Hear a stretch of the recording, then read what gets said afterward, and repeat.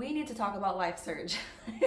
Today's video is going to be pretty different from all of my previous videos, but it's just something that I felt led by the Lord to share, just about my experience and some things that I've learned since attending back in 2023, and just wanting people to go into this event very informed, or at least knowing some of the facts leading up to someone actually purchasing tickets and attending the event.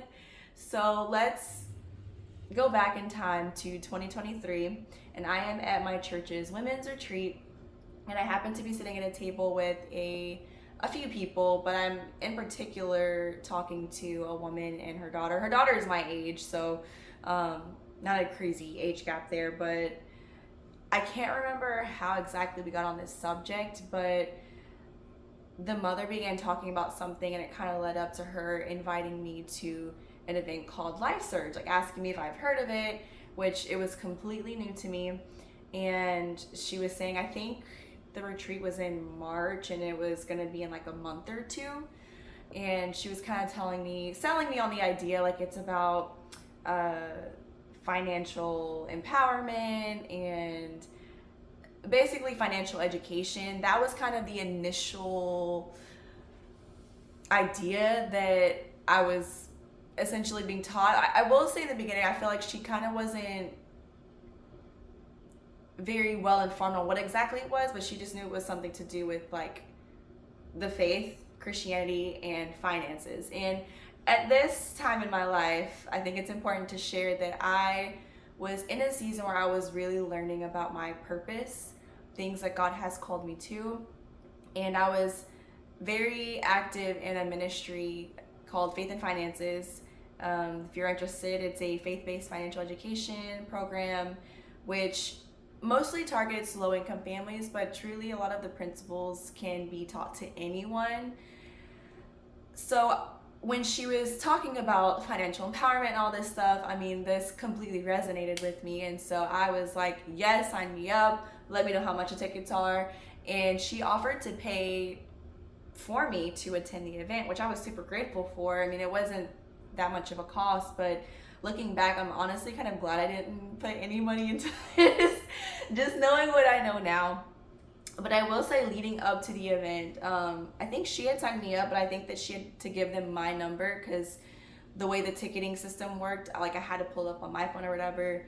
So I'm naturally just a very curious person, and I wanted to just know more about this event. Like, how did it not cross my radar? And also in this season, I was very much aware in kind of learning about what MLMs are. So those are multi-level marketing, basically legal pyramid schemes. And so there was a part of me that was a little concerned because I'm learning all about the Primericas and the Herbalifes and the Avons and the Mary Kays and all of those companies that really only grow based on building your downline. And unfortunately, it's found that I think only 1% of people that are involved actually make a profit, and 99% don't even break a profit in those type of business structure type of organizations. So that was kind of like initially going in. And I remember like a week or two before, I started getting texts like, hey, you know, Life Surge is in X amount of days. Like, we're so excited to see you. Let us know if you can't go or whatever. And I remember I actually got a call or two, which really surprised me. I was like, okay, the text is one thing just to remind people, but to get a call is like, that's a little strange. And so they had left a voicemail. I'm the type of person, if I don't recognize the number, I don't answer. So I remember listening to the voicemail and them just doing like another reminder. Just like, it's kind of weird, you know, delete, whatever. So that's kind of leading up to it. Now, the thing is, this event, and I think they might have shortened it a little bit, but this was like a whole working day. This was going to be 8 a.m. to 5:30 p.m. So I remember the mom and the daughter offered to give me a ride there. So kind of them. And I had to head to their house, I think, at like 6, because the city that the Life Surge event was going to be in, it was about 45-ish minutes away. So I just remember arriving at their house. It was like super dark, so it was super early. And so we made it safely. And this was my first time being in a mega church, so I was just kind of really, there was a lot of like newness going on with this. So just driving up and like being in this mega church parking lot, I'm like, wow, this is huge. My church isn't super small, but it's not super big either. So this was a really interesting experience for me. And you have tons of people, like all of the staff, I guess, or volunteers. I assume from the church that were just kind of helping out with the Life Surge people, but they were everywhere. Like they were just everywhere. There was check-in. And then we sat all the way in the back. So I'm sure there's like a VIP option that that they give for the tickets, but we were basically all the way in the back, which I didn't mind. Again, this was completely free, grateful. And it started off with, I can't remember the order of speakers, but with Life Surge, they usually have a very similar lineup of speakers. So they'll have Priscilla Shire, they'll have Tim Tebow, Nick, I don't know how to pronounce his last name, Vujicic or something like that. He's the guy with no arms and legs. They'll usually have the Robertsons from the Dynasty. They'll have Auntie Anne from that Auntie Anne's pretzel business. And so I will say, like, all of those people were there for my Life Surge experience, except for Priscilla Shire, and we learned that it was because she was filming a movie. I want to say it was The Forge, but I'm not 100% sure. It was either The Forge or Overcomer, whatever was being filmed in 2023. So I was kind of looking forward to seeing her, but I was kind of like okay with not seeing her. Going into it, again, this is my first time in a mega church, so I'm like, wow, like this is so big. And then something else that really stood out to me was the amount of men that were present. And I kind of, my rationale was like, oh, well, it's about finances, so men tend to be more interested in finances. And then Tim Tebow having a former pro, like NFL football player, right? So I figured that was probably the reason why there were such a large number of men present. But it was different for me because normally when we go to a church, it's very female, like feminine dominant. So that was nice to see. What next? I have some notes. So the way that the day was broken up, it's like you have speakers and then you have breaks in between. And I think I kind of came in a little on edge, especially after, again, being very wary of MLMs and just the whole, just the griftiness that I see in church. Like the whole, sow a seed and get rich type of schemes. And unfortunately I saw a bit of that at Life Surge. And so the moment that I was like, here we go. So again, I don't remember the order of speakers, but what they would do is they would have a speaker come and they would speak about a certain topic. And in between those events, like let's just say, for example, there's one guy, he was toward the end and he would talk about stocks and options or whatever. So they would have the guy come, they would speak about, stocks, options, or how to build a business as a Christian. I can't exactly, I took notes. This is actually from the event. Like I took a few pages of notes because I knew I would at some point sit down and record a video on it. They would have a session and then immediately after they would like, if you want to learn how to do this, we have this option where you could take a course. And again, we're in a city that's about 45 minutes to an hour away. So the people, like for someone like me that lives in a different city, I would have had to like travel to that city to take the course. And they're like, oh, it's this price is value, but because you're here today, we'll give you this discount. And I want to say on average, the classes were somewhere like around 100, give or take. But they would do this like 4 or 5 times throughout. But I remember the first time I was like, oh, okay, here we go. Second time I was like, oh no. Then by like the 3rd, 4th, maybe 5th time, I was like, yeah, this is exactly what I was kind of expecting. Very disappointing. I think another disappointing thing was the lunch. And I was looking at a more recent Life Surge event and how they kind of like structured their day just to kind of remind myself of how it was for us. But they had like a lunch of $22 value.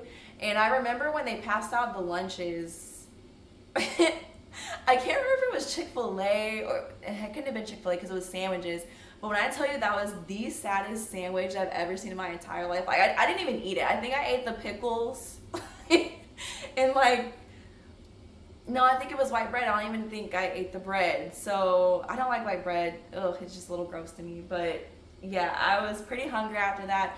And again, because the people had covered my ticket, they'd offered to drive. I think I did offer to pay for dinner because we did go to, I think, 54th Street or BJ's after. So I paid for their dinner, or at least offered.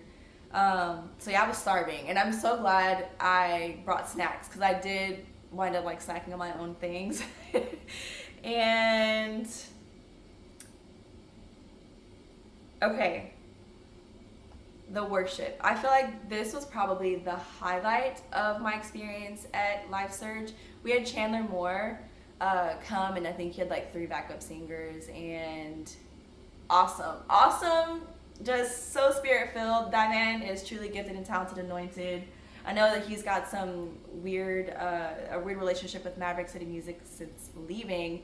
But what I found was interesting was that when I was doing some research and watching videos, I think it was Julie Royce, because she's looked into Life Surge and the owner and stuff like, or the founder. And I guess someone had reached out to Chandler Moore, just kind of expressing their concerns about Life Surge, which we'll get into a little bit.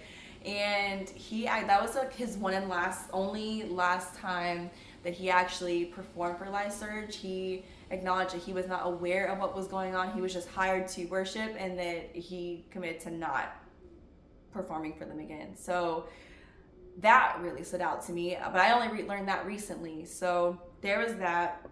So let's go into the owner. His name is Joseph Johnson, or Joe Johnson. And I remember this really stood out to me too, which kind of like, it was a little bit cringe. So they would be like, oh, the owner or the creator of Life Surge is here, but he doesn't like attention. Like, give him a hand clap of praise. Not praise, I didn't say praise. They're like, give him a hand clap or whatever. And, you know, I remember he had a baseball cap on, I'm pretty sure. But I remember wondering, like, do they do this at every single event? Like, does he try and create this, like, humble persona so that people aren't thinking that he's trying to grift? I don't know. But I lean toward possibly yes, as I learn more about his background. So let's go into the legal issues with Life Surge. So actually, earlier this year, someone came out against Life Surge and is suing them for labor violations for not paying for overtime, which now I'm thinking about all those people that were working there, all those people that were texting and calling people leading up to the events. Well, apparently they overworked them, and I guess he's claiming they didn't get paid. And not only that, but the Department of Justice themselves, like, they've sued the Life Surge owner, Joe Johnson, for, I wrote it down. So they said, abusive real estate scheme that cost the government essentially $46 million. So I think this is an active case. I'm not saying that he's guilty of this. I'm just saying this is what the Department of Justice has sued them for, as well as another person that worked for them. I've watched some videos of people, and I kind of remember a little bit of this, of them saying that they are kind of a proponent of people taking on debt so that they can scale a business if they need to. Which, it stood out to me, but I'm not super opposed to that. I feel like as long as someone can steward it well. I know that there's that Bible verse that says, you know, don't be a slave to debt. And I feel like people can get to a point where they can be a slave to debt, where they're just so deep in it. But I think that some people have learned to leverage debt to kind of get ahead. So they can they can take on a loan or some kind of debt and then pay it off within a year or so. But it's kind of risky for promoting that type of message to a larger crowd. And apparently there were people that actually did sign up for the courses. I didn't sign up for one course. I remember the mom and the daughter, they signed up for a course, and I was like, no, absolutely not. And I sure did check in with them, like, hey, did y'all want to go to the courses? And they said no. And I was like, that's probably what these people are trying to bet on, is that allegedly all these people would sign up for these courses, they'd rake in a decent amount of money, and then a lot of people didn't even show up. Apparently, some people have had negative experiences. I'm sure there's been some positive experiences, but people going to the course and someone that's supposed to lead the course on whatever, real estate or stock market, being a Christian business owner, and someone wouldn't show up, or they would ask the people to take a loan of like $30,000 or something crazy like that. So to go even further back, apparently this guy Joe Johnson owned something called Invest Tools, and he was involved with a seminar that was called Get Motivated, and he was actually sued by someone for basically what he was trying to do was get some investment capital. He had asked for like a $12 million loan, and she's basically, or had claimed that he basically pulled a quick one over her, and she didn't get her money back. And so it just really seems like lawsuits kind of follow this guy wherever he goes.